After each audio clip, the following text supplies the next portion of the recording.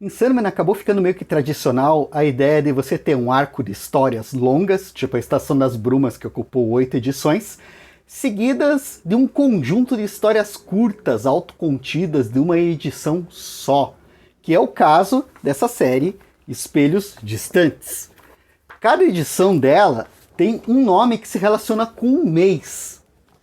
Termidor, dentro da Revolução Francesa, foi o nome que passaram a dar ao mês de julho. Então, Termidor se desenrola em julho. Augustus, além de ser o nome do imperador, também era o nome do mês e ficou até hoje agosto.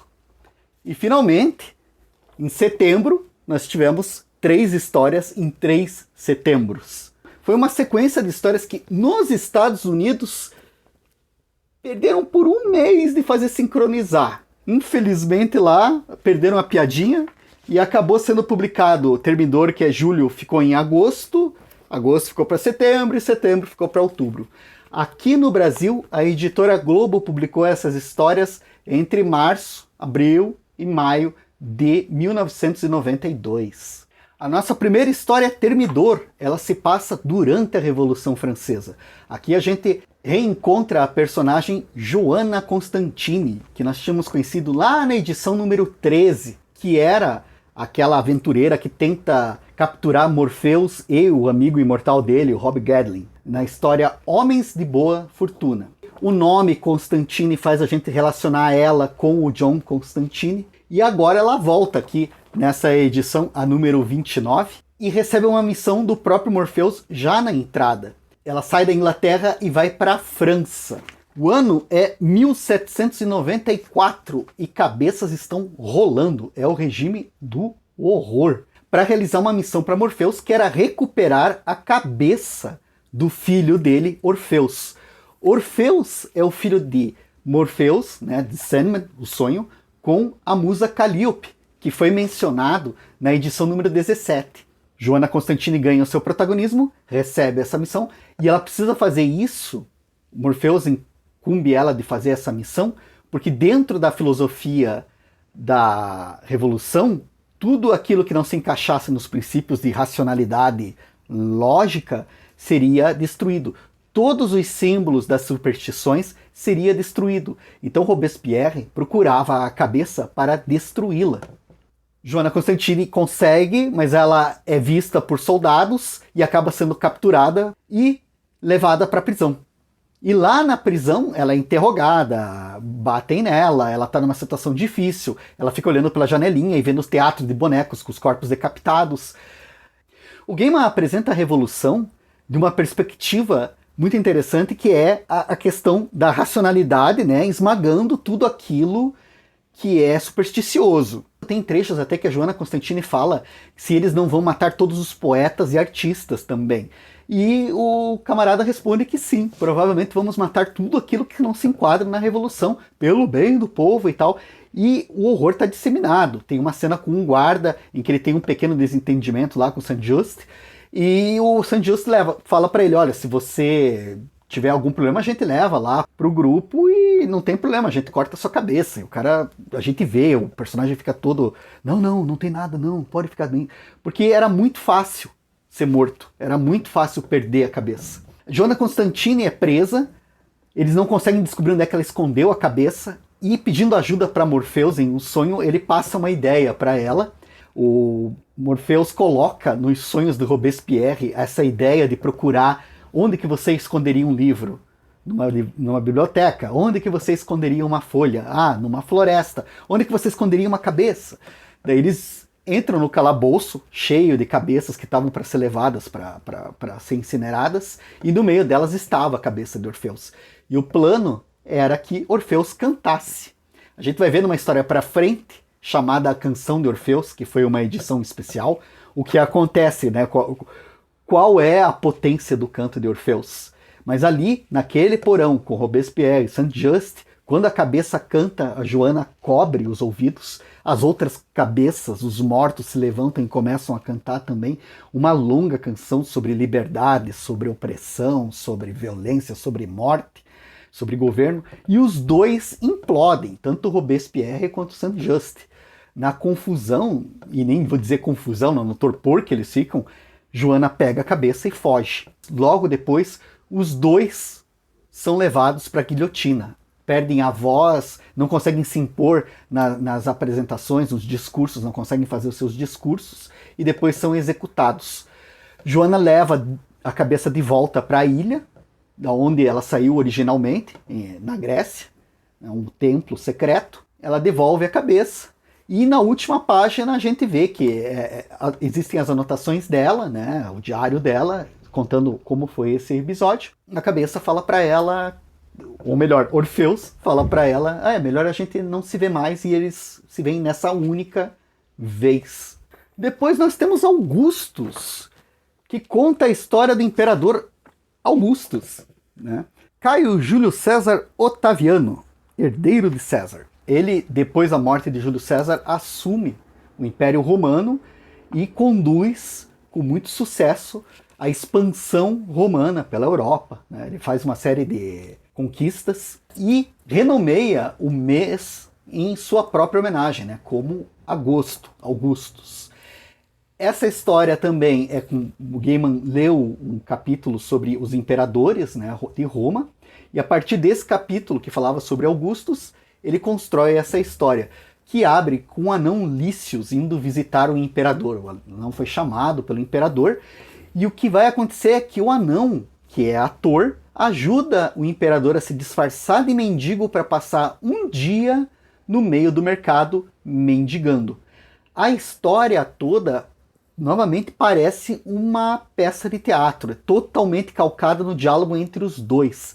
Enquanto eles vão conversando sobre política, sobre o que se exige de um imperador, sobre como se governa, sobre a necessidade das pessoas serem governadas, sobre as perspectivas do Augustus, sobre como ele vai contando quantas pessoas matou, como ele perdeu a conta das pessoas que matou, sobre as barbaridades que ele fez em nome de Roma. À medida que se desenvolve essa conversa, a gente vai tendo intercalado cenas, lembranças do Augustus quando ele era criança, 12, 16 anos, e a relação dele com o tio Júlio César, que depois foi assassinado por Brutus. É interessante que a edição brasileira, no final, veio com uma pesquisa, um textinho de pesquisa, né, que foi feito pela Gislaine Carvalho, que situa todo historicamente, né? As edições brasileiras eram muito legais porque tinham todo um contexto, né? Sempre tinha um texto explicativo dos fundos da história. E nesse caso dessa série histórica aqui, é bem legal o amparo que eles dão. Que me chama a atenção, né? A relação teatral. Então nós temos esses dois personagens, o Lícios e o Augustus, disfarçados, conversando. Enquanto eles estão mendigando ali na praça, eles passam um dia na praça, né? Disfarçados, passam as pessoas, nós não vemos o rosto de mais ninguém. A gente vê sempre da cintura para baixo, vê as costas, mas nunca vê o rosto das pessoas com quem eles conversam, com quem eles interagem. E o Lícios fica com aquela dúvida. Afinal, por que você está fazendo isso? Por que você está se disfarçando de mendigo?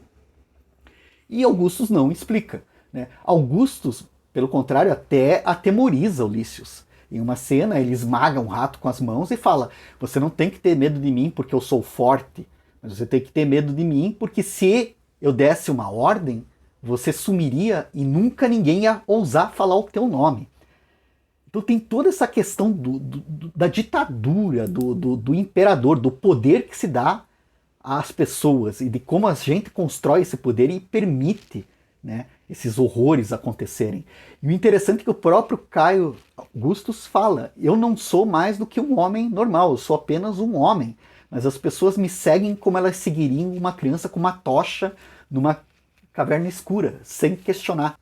Mas afinal, porque ele se disfarça como mendigo, no final nós vamos descobrir que Morpheus, Sandman, o sonho, Oneiros, nesse caso, visita ele num sonho e dá para ele essa ideia. Por quê? Porque ele era vigiado pelos deuses. Ele precisava tomar ações que provavelmente iam contra a vontade dos deuses, e ele não queria que os deuses ficassem sabendo disso. Ele precisava de um tempo para poder planejar sem que os deuses estivessem olhando para eles.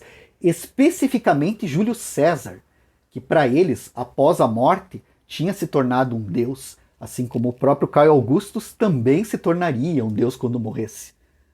Então, ele não queria era que Júlio César olhasse para ele enquanto ele estava planejando. E daí a gente vai descobrir o porquê disso, porque Júlio César violentou e estuprou ele várias vezes quando ele era criança. E isso é revelado na última, penúltima página do quadrinho. Daí toda a história parece fazer sentido, toda a violência, todo o personagem do Caio Augustus ganha toda uma outra perspectiva, porque ele era um homem forte, ele era um imperador, ele era um homem que dizia que podiam ofender ele, mas não podiam ofender a Roma, que ele ergueria o império, etc. E ao mesmo tempo era um homem que trazia um segredo e um trauma imenso. Ele odiava Júlio César, ele revela num determinado momento para Lícios. Lícios pergunta para ele, puxa, você devia amar muito seu tio, não? E daí ele, não, eu odiava. Por quê? Por causa desse trauma, por causa dessa violência. E a última página, Lícios fazendo as suas anotações, fazendo seu diário, relatando anos depois a morte do Caio Augustus, falando sobre os outros imperadores que passaram por Roma e o estrago que eles fizeram e como o império entrou em decadência, e falando que ele nunca entendeu qual era o segredo, né, de Augustus. E finalmente, a terceira historinha, que é 3 setembros e 1 janeiro, que para mim é a minha, acho que talvez seja a minha história favorita curta de todas do Sandman. Eu adoro essa história, eu acho ela incrível. E aqui a gente acompanha uma vida inteira, que é a vida de Joshua Norton I, o primeiro e único imperador dos Estados Unidos da América. E essa história toda começa com uma aposta entre sonho e desespero.